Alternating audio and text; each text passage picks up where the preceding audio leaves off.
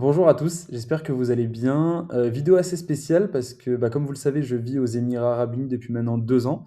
2 ans que je suis ici et que nous n'avons jamais vécu une situation, comme celle qu'on est en train de vivre et assez spécial en tant qu'Européen de vivre, voilà, sous des bruits de missiles, de missiles de défense antiaérienne.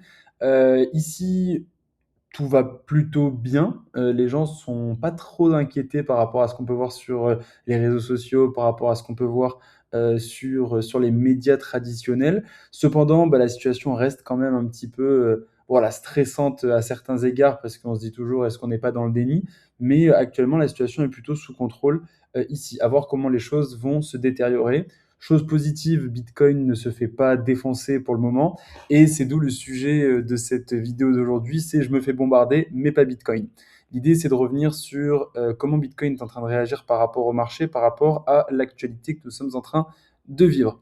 Merci beaucoup à tous en tout cas pour vos messages. J'ai eu pas mal de gens qui m'ont demandé si j'allais bien, si tout se passait bien. Ne vous inquiétez pas, j'ai été pendant 4 jours assez excentré de Dubaï. On avait pris, bref, une habitation avec des amis le temps que les choses se calment. Bon, on a toujours des booms. Là, il y a 10 minutes, on a eu un gros missile qui a été envoyé pour contrer un autre missile iranien. Donc on attend de voir un petit peu comment les choses vont se passer. Pour l'instant, je reste ici, tout va bien. Donc, si on revient un petit peu sur le point macro, donc l'impensable s'est produit. Il y a 72 heures, on a eu le début de la guerre Iran-Israël, Iran-US. Donald Trump s'en est mêlé, Donald Trump a mis en place une guerre qui, selon lui, devrait durer 5 semaines, mais en 72 heures, on a déjà eu l'ayatollah Khamenei qui a été éliminé. Cette opération qu'on appelle l'Epic Fury, c'est pas une simple escalade, c'est une grosse tentative pour moi de changement de régime. Et j'en ai fait un article directement sur Twitter, mais je pense qu'au-delà de simplement une guerre, on est véritablement en train de voir Trump, avec les États-Unis, commencer à changer les pions dans son échiquier. Il a commencé avec le Salvador, il a fait aussi avec El Mancho, il l'a fait aussi du coup maintenant avec Khamenei, et petit à petit, il est en train de faire son nouvel ordre mondial de la manière dont il voudrait que les choses se passent. Donc, ce qui s'est passé, je ne reviens pas sur les détails, vous avez pu le voir, vous pourrez avoir directement le lien du rapport dans la bio. Mais les réactions des marchés ont été assez directes. C'est-à-dire que quand on a eu la réouverture, on a vu que le pétrole a monté. Certains analystes prévoient que le pétrole monterait à 100 dollars, voire 120 dollars si le détroit d'Ormuz reste fermé. Actuellement, il n'a pas été dit comme fermé, mais bon, il y a des attaques. Les Iraniens ont dit qu'ils allaient mettre des bombes pour pas que les navires puissent passer. On a pas mal de choses qui sont en train d'être faites autour de ce détroit d'Ormuz. Donc, l'impact direct, c'est que le pétrole a augmenté. Et le problème, c'est que les assureurs ont retiré leur police. C'est-à-dire que les pétroliers s'ancrent et n'osent plus traverser le détroit d'Ormuz. Et c'est le pourquoi du comment il n'a pas été fermé concrètement, mais plus personne ne veut y passer. Et 20% de l'approvisionnement du pétrole mondial transite par là.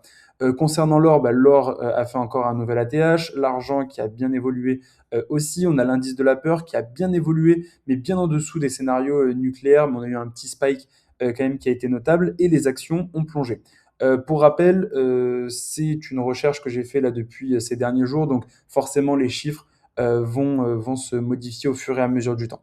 Mais Bitcoin, lui, dans tout ça, n'a pas eu une réaction énorme. Et ça revient à ce que je vous dis depuis des semaines, où Bitcoin suit en fait son narratif propre. Bitcoin s'en fout du chaos.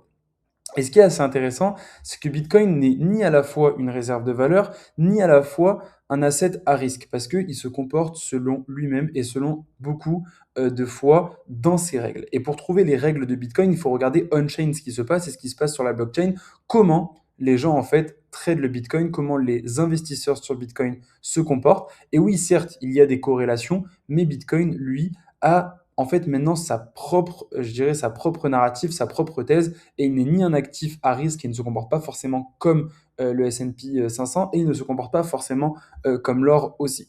Donc on va essayer de rentrer dans l'analyse on-chain et pourquoi je pense que le bottom continue à se former. Première chose qui est assez intéressante, c'est revenir sur les flux ETF. Si on prend sur les 4 derniers mois, hein, et on voit on a eu un gros outflow lorsqu'on a eu cette liquidation, mais on est en train de revenir sur un inflow qui est positif sur Bitcoin. On est loin d'avoir eu la capitulation massive que beaucoup attendaient, c'est-à-dire où on voyait que le Bitcoin partait en bear market immense et que c'était fini, il n'y avait plus d'inflow et qu'il fallait avoir en fait une sortie énorme sur les ETF. Ce qui est assez intéressant, c'est que tant qu'on a de l'inflow, tant que même nous sommes à break-even, pour l'instant, ça veut dire qu'il y a de l'argent frais, il y a de l'argent qui rentre dans Bitcoin, et ça montre tout simplement qu'on n'est pas sur une liquidation qui est massive. L'interprétation en fait qu'on peut avoir, si on revient un peu dans le détail de ce qui s'est passé dans les dernières semaines, c'est que les mains faibles sont sorties en janvier-février et les institutionnels profitent du chaos géopolitique pour accumuler dans cette zone de 63 000 à 70 000. Et Bitcoin ne suit pas le narratif risk-off traditionnel. Il suit son propre plan et actuellement, on a un bottom qui est en formation. Au niveau des indicateurs on-chain, rien n'a changé. On est toujours dans un processus de chop solidation, donc de consolidation assez longue avec potentiellement des spikes à la hausse, des spikes à la baisse. Et c'est ce qui fait en fait que les gens souffrent sur Bitcoin parce que pour l'instant, il n'est ni bear ni bull, il est tout simplement en train de ranger. Et autant le dire aussi, aucun indicateur n'est clair sur le fait que le bear market est terminé.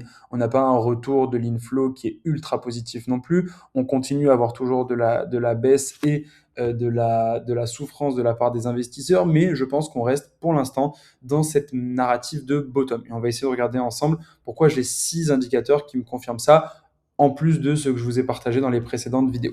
Première chose que je voulais vous montrer, c'est le Aggregate Mean Reversion Index. C'est-à-dire qu'il prend plusieurs index en même temps. Et là, ce qu'on est en train de voir, c'est qu'on est dans le mean quantile qui est à 15,3%. Qu'est-ce que ça veut dire? La traduction en fait qu'on est en train de voir, c'est que actuellement le prix est dans une zone qui est propice en règle générale à des bottoms et de la consolidation derrière. Le fait qu'on ait 15,3% de mean quantile, c'est juste une probabilité, donc plutôt une analyse quantitative, qui veut dire que 80 à 85% du temps, le marché est plus haut qu'aujourd'hui. Ça veut dire que là, en termes probabilistiques, la zone dans laquelle on ne risque pas d'y rester longtemps. Et donc, du coup, on est en train de rentrer dans ce qu'on appelle une deep value zone. Et l'événement Iran n'a pas sorti Bitcoin de cette zone, on y reste ancré, et ça, c'est très positif.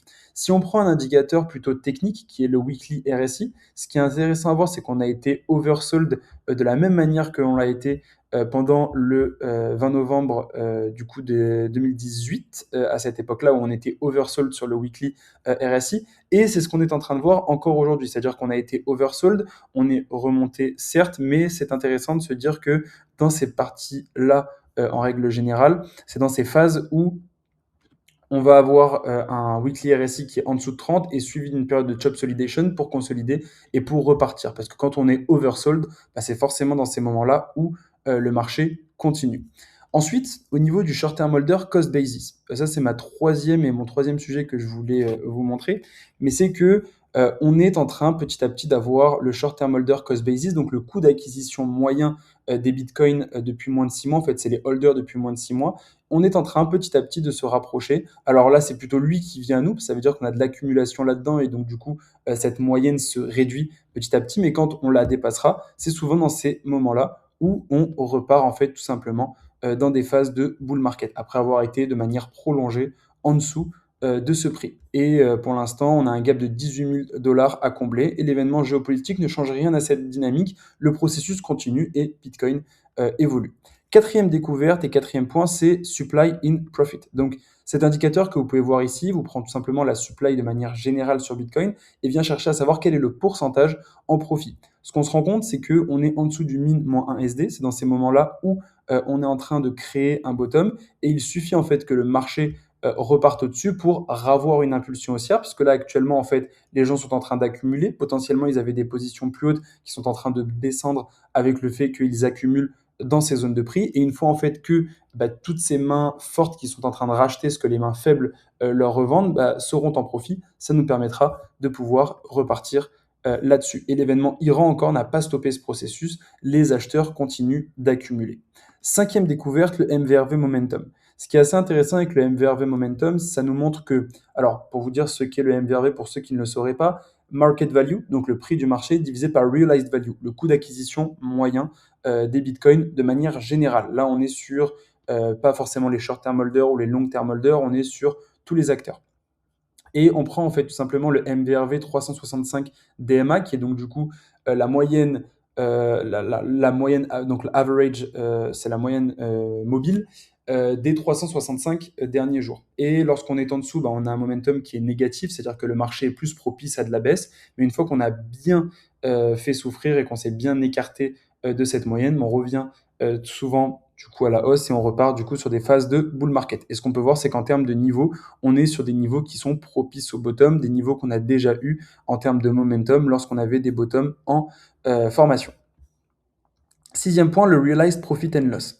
Donc au niveau du Realized Profit and Loss, ce qu'on peut voir, c'est qu'on a eu des pertes réalisées qui sont alors pas forcément équivalentes au plus gros dip qu'on a pu avoir sur Bitcoin. Après, il faut se dire aussi une chose, c'est que aujourd'hui, en termes de valeur, Bitcoin est bien plus haut qu'auparavant et on est sur un marché qui est bien plus mature aussi. Mais en tout cas, on a inversé le profit qu'on pouvait avoir là qui a été réalisé. Maintenant, on est plutôt sur des pertes réalisées sur le marché. Et si on prend les autres indicateurs qu'on a ci-dessus et ce que je vous ai montré dans les précédentes semaines, ce qu'on a, c'est plutôt en fait des mains faibles, donc les personnes qui ont acheté entre 100 et 120 000, qui vendent de manière massive, et il y a beaucoup de réaccumulation qui est faite. Et donc du coup, ces personnes-là font des pertes réalisées, et on a certaines personnes qui sont en train d'accumuler, notamment les instituts, ce qu'on peut voir aussi avec les ETF.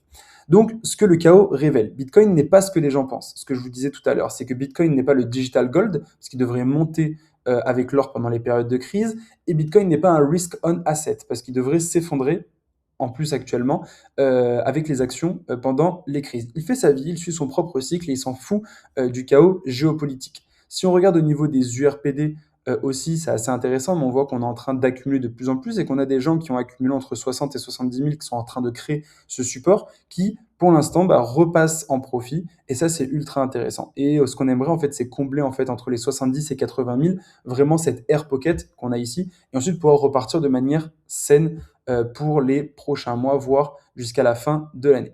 Ce qui est important à voir, c'est la théorie du pivot de la Fed. Pourquoi je pense que ce chaos pourrait être bullish à moyen terme? Pour plusieurs raisons. Déjà, on a Trump qui est en train de remanier l'échiquier mondial. Je pense encore une fois, hein, les États-Unis ont quand même la puissance, même si ça va être une guerre qui risque de durer 4, 5 semaines, voire même plus longtemps. Ils vont venir au bout de cette guerre, et donc du coup, ça va nous permettre d'avoir un nouvel, enfin un nouveau leader en Iran. Est-ce que c'est bien, est-ce que c'est pas bien? Là n'est pas encore la question, mais comme d'habitude, comme toutes les guerres qu'on a eues malheureusement au Moyen-Orient, c'est les puissances occidentales qui vont mettre des gens à leur tête pour ensuite pouvoir avoir pas mal de relais d'influence dans la région. Donc, pour moi, je pense véritablement que le scénario conflit Iran qui dure 4 à 8 semaines, pétrole qui reste élevé, inflation énergétique, Warsh, donc le nouveau patron de la Fed qui arrive et qui est obligé d'assouplir malgré son profil où il n'est pas forcément enclin à baisser les taux d'intérêt. Mais avec cette guerre qu'on est en train d'avoir, avec cette instabilité qu'on est en train d'avoir, il va être forcé de baisser les taux pour pouvoir faire repartir l'économie. Et donc, du coup, un Bitcoin à 100 000 dollars dans cette perspective redevient de plus en plus plausible. C'est pour ça que ma stratégie actuelle, c'est un DCA agressif entre 63 et 70 000 dollars si je crois à ce pivot de la Fed. Et donc mes scénarios mis à jour, vous pourrez regarder un petit peu en détail directement dans le lien aussi dans la description. Mais j'ai toujours ce scénario à 75% de chance de chop solidation entre 55 000 et 80 000. Ce que je pense véritablement, c'est que là, on va continuer à chopper avec le conflit. On risque d'avoir en avril-mai Warsh confirmé qui va prendre ses fonctions. Possible retest à ce moment-là avec un peu un sell de news. On va revenir à 60-62 000, voire peut-être un spike à 55 000 si vraiment on veut vraiment faire du mal au marché. Et là, en fait, les shorts qui vont s'accumuler, et là, bam, on va avoir ce short squeeze qui va nous permettre de pouvoir repartir. Et si le pivot de la Fed se matérialise, cassure des 79 000, au-dessus des 85 000, et là, on peut repartir avec des targets bullish à ce moment-là. Et si on n'a pas de pivot de la Fed, je pense qu'on va continuer cette chop solidation pendant encore plus longtemps, jusqu'à peut-être la fin d'année, voire l'année prochaine si on continue comme ça. Mais je pense que le marché ne va pas nous donner des choses très belles, il va plutôt nous donner des choses ennuyantes là-dessus. Scénario 2, c'est qu'on reparte vers les 50 000, 55 000. Pour ça, ça nécessiterait que la guerre actuellement qu'on est en train d'avoir prenne une toute autre ampleur et qu'on rentre dans cette troisième guerre mondiale que certaines personnes disent. Pour l'instant, je pense que c'est l'intérêt de personne et je pense que les États-Unis, alliés en fait avec les puissances ici au Moyen-Orient, vont détruire, en tout cas affaiblir le régime iranien. Mais ça, encore une fois, il faut encore analyser, encore voir ce qui va se passer. J'en ai parlé un petit peu, vous regarderez directement dans mon dernier article Twitter là-dessus. Et le fait qu'on ait un rallye immédiat, qu'on repasse au-dessus des 85 000, ça reste toujours un scénario avec 10% de taux de chance. Et donc, mon plan actuellement, c'est que j'ai 85-90% qui a déjà été déployé dans Bitcoin. Je pense racheter sur des prix plus bas si on y retourne, avec le cash restant que j'ai, que je rajoute tous les mois, ainsi que ce que j'ai sur Bitcoin avec Warburg AI, ma société d'algorithmes de trading avec le reinforcement learning Pour ceux qui ne le savent pas, j'en ai déjà parlé dans mes précédentes vidéos. Et en l'occurrence, je vous ai fait toutes mes stratégies d'accumulation par scénario que vous pourrez regarder. Je vous ai donné aussi les signaux à suivre, notamment le Brent, où est-ce qu'il ira, les taux réels à 10 ans, les supply stablecoins, les flux ETF, pour savoir un petit peu où est-ce que on risque de se profiler en fonction de comment ces signaux réagissent au marché. Vous pourrez regarder directement, mais il va falloir regarder à tout prix comment le Brent, par exemple, réagit. S'il explose, mais que le WTI reste stable, ça veut dire que l'Amérique devient toujours un producer, donc un producteur pour le reste du monde, et c'est bullish pour l'énergie US et bearish pour le reste du monde. Pareil, dans cette catégorie-là, le pivot de la Fed devient bien plus probable. Donc il va falloir regarder ça et tous ces autres indicateurs que vous pourrez regarder directement dans le rapport, comme d'habitude. Donc ma conclusion, c'est que le monde brûle, mais Bitcoin construit. On a eu du coup tout ce que vous avez pu voir sur les réseaux sociaux, sur la scène internationale. Le Bitcoin, quant à lui, n'a pas forcément été impacté. Il est plutôt en train de monter, voire même de faire cette consolidation comme prévu depuis des semaines. Je vous en parle dans toutes mes vidéos. On verra où est-ce que tout ça nous amènera, mais je pense que Bitcoin est Bitcoin et Bitcoin n'est pas de l'or, Bitcoin n'est pas un risque asset et il suit son propre cycle, son propre processus de bottom en formation. En tout cas, je vous remercie à tous pour votre écoute. Désolé pour le retard, la situation était particulière. On se retrouve la semaine prochaine pour faire un point. Bye.